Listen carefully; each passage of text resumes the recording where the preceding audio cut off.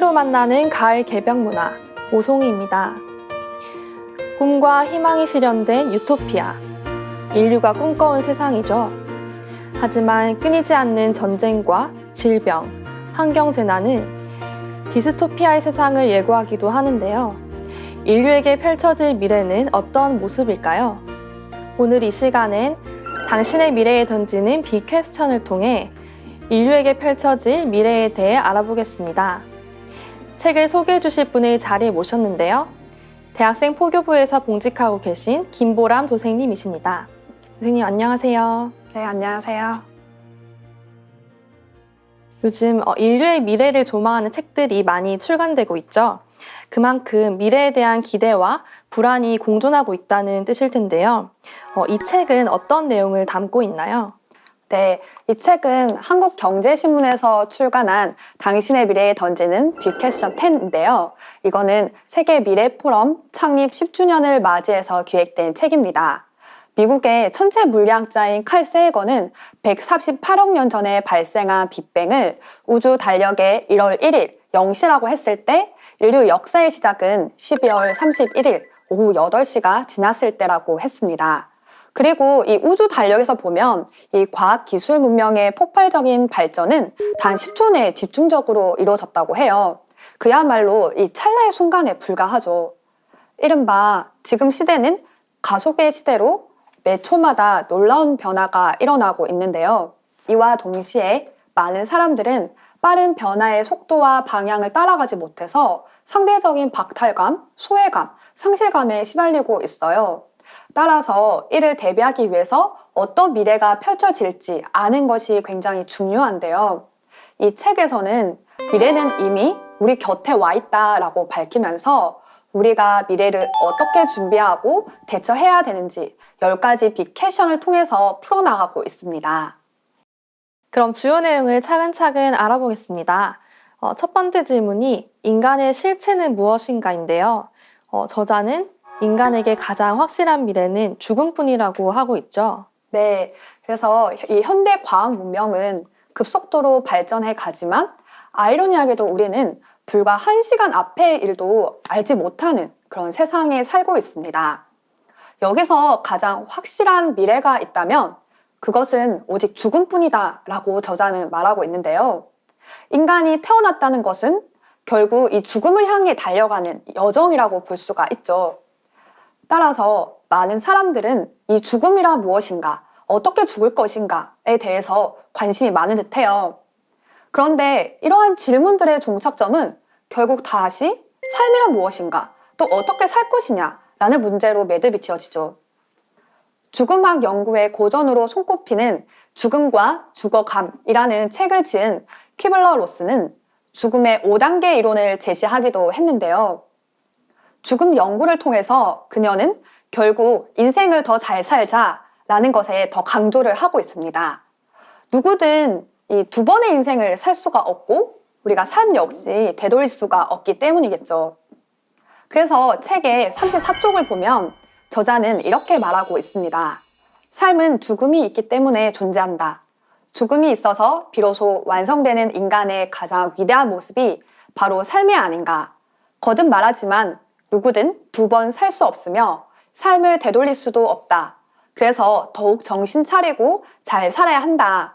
삶과 죽음에 대한 가치를 생각하게 하는 내용이라고 생각을 합니다. 그런데 요즘은 과학기술의 발달로 죽음도 극복의 대상이 되고 있죠.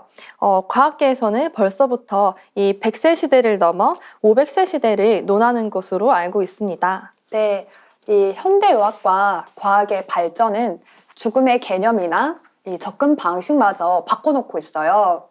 이 죽음이란 인간이 피할 수 없는 가장 확실한 미래였지만 점차 기술적인 문제로 인식을 하기 시작했습니다. 예를 들어서 우리가 누군가 몸이 좋지 않아서 병원에 가면은 의사가 보통 어떻게 진단을 하죠? 네, 의사가 죽을 병에 걸렸네요 라고 하지 않고 간이 안 좋네요 아니면 대장암이네요 라는 등 구체적으로 질병을 알려줍니다. 이 인간의 병들은 과학기술적으로 진찰을 하고 해결이 가능하다라고 인식하기 시작했죠.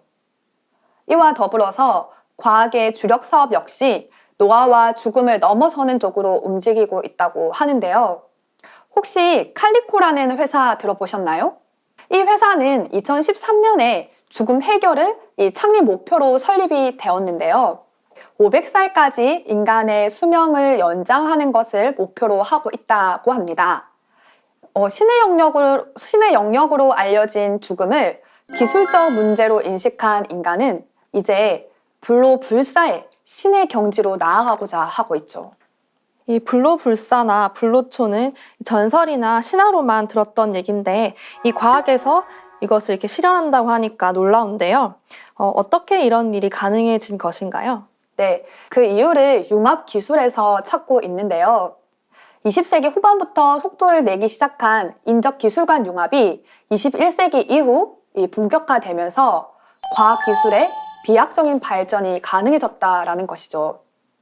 그 예가 2002년 미국 과학재단에서 21세기 과학 기술의 새로운 방향이라는 보고서를 발표한 것인데요.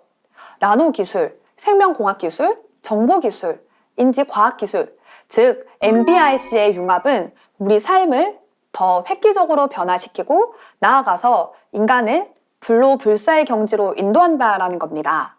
인간의 노화나 죽음을 해결하는 것이 MBRC 기술의 궁극적인 종착점이라고 합니다. 물론 이제 여기에 대한 우려의 목소리도 동시에 존재를 하는데요.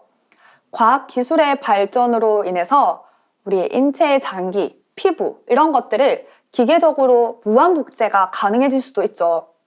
그래서 미래학자인 레이 커즈왈도 2030년에는 인간의 몸의 절반 이상은 이 기계적인 장치가 차지할 것으로 예측을 하고 있어요. 생물과 기계 장치가 결합된 생명체를 사이보그라고 하죠.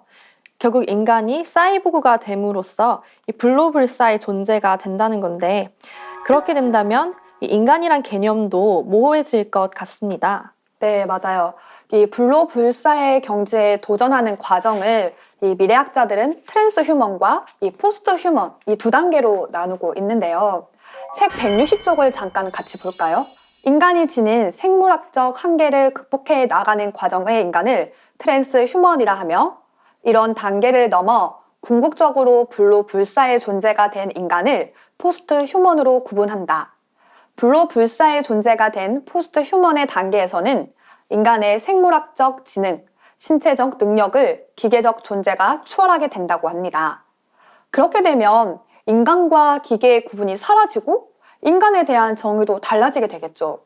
인공지능 분야의 권위자인 케빈 워릭은 1998년에 자신의 신체에 이 반도체 칩을 이식을 해서 일종의 생체 사이보그 실험을 감행한 적이 있는데요. 그는 저서에 머지않아 이 기계가 인간보다 훨씬 뛰어난 지능을 갖게 되고 중요한 의사 결정을 할 때도 인간이 아니라 로봇이 하게 될 것이다 라고 밝혔다고 합니다. 이뿐만 아니라 미래가 온다 나노봇이라는 이 책에서도 앞으로 불로불사의 시대가 가능해지면 이 사람들이 스스로 죽음을 선택하는 이 시대가 올 것이다 라고도 했다는데요. 원하면 우리가 복제해둔 DNA를 가지고 다시 태어날 수도 있다고 합니다. 네, 그래서 우리는 로봇을 단순히 인간의 도구로 볼 것이냐 아니면 새로운 종으로 볼 것이냐 나아가서 이 사이보그는 어디까지 인간으로 봐야 하는가에 대한 논쟁이 있습니다. 이 과학이 제시하는 장밋빛 미래를 상상하면서 이 인간이 기계화된다는 것에 대해서 한편으로는 불편한 생각이 드는데요. 정말 그런 미래가 펼쳐질까 하는 의구심도 듭니다. 네, 혹시 오송이 포화님께서는 이 과학기술의 지수 함수적 성장 가능성에 대해서 어떻게 생각하시나요? 글쎄요, 이 지수 함수적 성장이 무엇인지 먼저 말씀해 주시면 좋을 것 같습니다. 네, 지수 함수적 성장은 조금 쉽게 말해서 인구 성장 그래프를 통해 알 수가 있는데요. 단위 기간당 성장률은 다르지만 지속적으로 계속 이렇게 성장하는 것을 얘기하는데요. 이 수학에서는 무한으로 향하는 이 지수 함수적 법칙이 가능하지만 현실 세계에서는 지수 함수를 적용시키려면 많은 제약이 따른다고 합니다. 예를 들어서 이 반도체 칩의 직접 기술의 발전을 뜻하는 무어의 법칙이 있는데요. 이 인텔의 사장이었던 고든 무어가 제창을 했죠. 그런데 처음 이 법칙을 발표한 고든모어도 어떤 기하급수적 성장도 지금처럼 영원히 지속이 될 수는 없다라고 했습니다. 이 인텔이 모어의 법칙 50주년을 계기로 내놓은 자료를 살펴보면요. 1971년 인텔의 1세대 제품과 2015년 6세대 마이크로칩 성능을 비교를 해봤더니 이 성능이 3,500배, 에너지 효율성은 무려 9만 배가 높아진 반면에 이 생산 비용은 6만 분의 1 이하로 떨어졌다고 합니다. 실제 이 현실적인 결과가 수학적인 계산과는 다소 차이가 발생을 하죠. 왜냐하면 이 자원과 기술, 시간의 제약 등이 있기 때문인데요. 성장을 뒷받침하는 현실의 자원이 언젠가는 소진이 될 것이기 때문에 이 기하급수적 성장이 불가능할 것이다 라고 말하고 있습니다. 자원과 시간의 한계가 있는 현실 세계에서 이 무한 성장이나 무한 기술 발전이 불가능할 수 있다는 것인데요. 이 현대 과학 문명의 실상을 엿볼 수 있는 단서가 아닐까 합니다. 네, 극측반이라고 들어보셨죠? 어떤 한계치에 다다르면 이 반대로 반대의 길로 들어선다는 뜻인데요. 현대 과학 문명이 극도로 발달을 하고 있지만 이로 인해서 환경 파괴 등 이런 여러 가지 한계 상황을 다시 맞이하고 있거든요. 안우산 태상 종도사님께서도 물질 문명이 극한으로 간다. 극한 다음에는 인간의 정신 문명이 나온다. 그게 도수 문명이다 라고 하셨는데요. 우리가 지금 누리고 있는 이 과학 문명이라는 것은 극치로 발전했지만 결국에는 우리가 기계를 빌려서 아는 문화잖아요. 이 인류의 문명을 이렇게 크게 보면 또 정신 문명과 물질 문명 이렇게 번갈아서 계속 번영을 해왔거든요.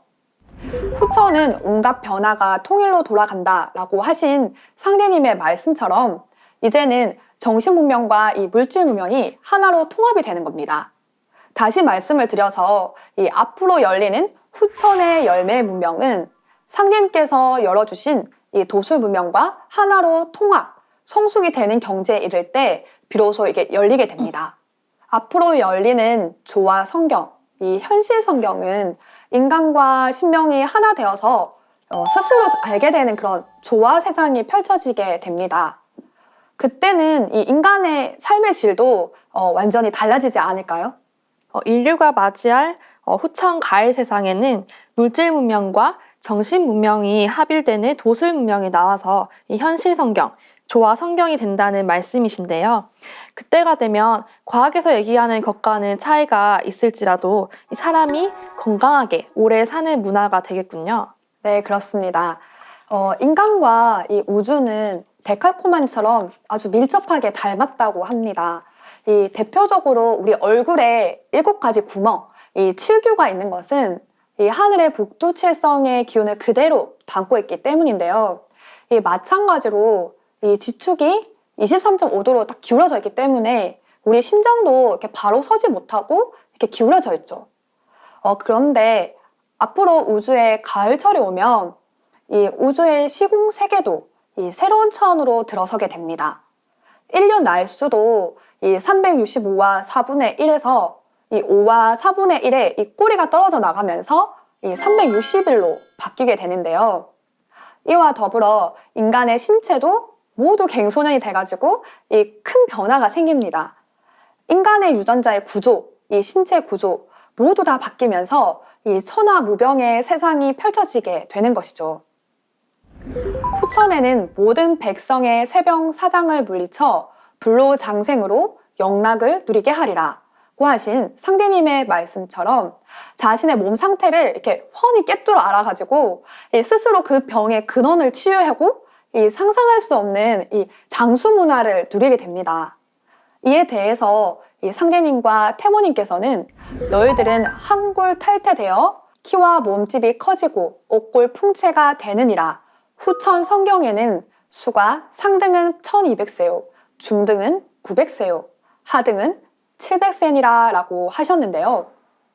실제 과학자들도 이 생명과학, 나노기술 등 이런 발달들로 인해서 앞으로의 세상은 질병이 없는 세상이 도래할 것이라고 말을 하고 있고요. 또 인간의 수명 또한 연장이 될 것이라고 해요. 정말 인류가 꿈에 그리던 꿈 같은 세상이 펼쳐지는 것이네요. 그렇다면은 그런 장수 문화를 누리기 위해서는 어떻게 해야 하나요? 과학에서 말하는 것처럼 기계의 몸이 되어야 하는 것인가요? 네, 물론 아니죠.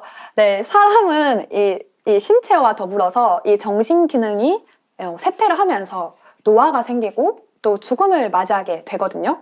그런데 이 과학이 발전함과 더불어서 이 노화와 이 죽음에 대한 인식에도 큰 변화를 가져왔습니다. 디팍 초프라는 늙지 않는 몸, 시간에 얽매이지 않는 정신이라는 책에서 이 노화에 대한 개념을 뒤집었죠. 그는 자신의 인식을 바꾸면 자신의 몸과 이 세계에 대한 경험도 바뀌기 때문에 이 인간의 노화라는 것은 우리의 의식의 어떤 산물이라고 말을 했습니다. 따라서 인간이 장수 문명을 열기 위해서는 무엇보다 모든 사람은 늙어서 죽는다라는 이런 고정관념부터 바꿔야 될 것 같아요. 장수 문명을 열기 위해서는 노화에 대한 사고에 대해 전환을 해야 한다. 맞는 말이긴 한데 이 생각만 바꾼다고 해서 몸이 바뀌지는 않지 않을까요? 네, 그렇습니다. 이 사람이 몰랐던 것을 알게 되거나 어떤 해결책을 찾았을 때 우리가 유레카라는 표현을 하잖아요. 이렇듯 사람은 어떤 깨달음을 얻으면 머리에 전구가 켜지듯이 아! 하고 강한 충격을 받습니다. 그 순간 우리 몸 안에서는 이 머릿속과 이 척추신경 쪽에서 이 스파크가 일어난다고 해요. 의식의 집중이 우리가 배고팠던 것도 잊어버리는 것처럼 이 고통을 잊게 만들어 버리는 것이죠. 즉, 이 깨달음은 이 의지를 강화되게 하고 인간의 정신력과 생명력을 이렇게 재충전을 시켜서 더 건강하게 만드는데요. 그래서 우리가 깨달음의 도통 문화를 성취할 때 인간이 무병장수를 누리는 꿈의 낙원 시대를 활짝 열 수 있게 되는 것이죠. 이 사고의 대전환이라는 것이 우주와 인간에 대한 총체적인 깨달음을 뜻하는 것이었군요. 네, 그렇습니다. 앞으로 열리는 이 후천 가을에는 인류가 신인간으로 거듭 태어나게 되는데요. 그럼 어떻게 해야 거듭 태어날 수가 있을까요? 성경님께서는 그 열쇠가 태울주에 있다라고 하셨습니다. 태울주는 수기 저장 주문이다 라는 말씀이 그것인데요. 염려불망으로 이 태울주를 읽으면 내 몸에 이 전기가 축적이 되면서 인간은 무궁한 생명력이 발현이 되는 것이죠.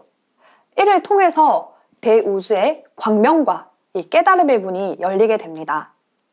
그리고 이 천지의 자녀인 우리 인간은 무엇보다 이 천지 부모와 더불어서 하나가 될 때 영원 불멸의 삶을 살 수가 있는데요. 늘 염려불망 태울주를 읽으면서 결코 흔들리지 않는 이 참마음과 우주의 생명의식을 도심주로 삼아서 대인의 삶을 살아가는데 함께 힘썼으면 좋겠습니다. 네, 지금까지 김보람 부생님 모시고 당신의 미래에 던지는 빅퀘스천에 대해 알아봤는데요. 장수 문명을 여는 핵심이 과학 문명의 발전과 더불어 태울주 수행을 통해 천지의 조화 기운을 받아내리는 데 있다는 것을 알 수 있었습니다. 다음 시간에도 당신의 미래에 던지는 빅퀘스천을 계속해서 알아보겠습니다. 도생님 말씀 감사합니다. 네, 감사합니다.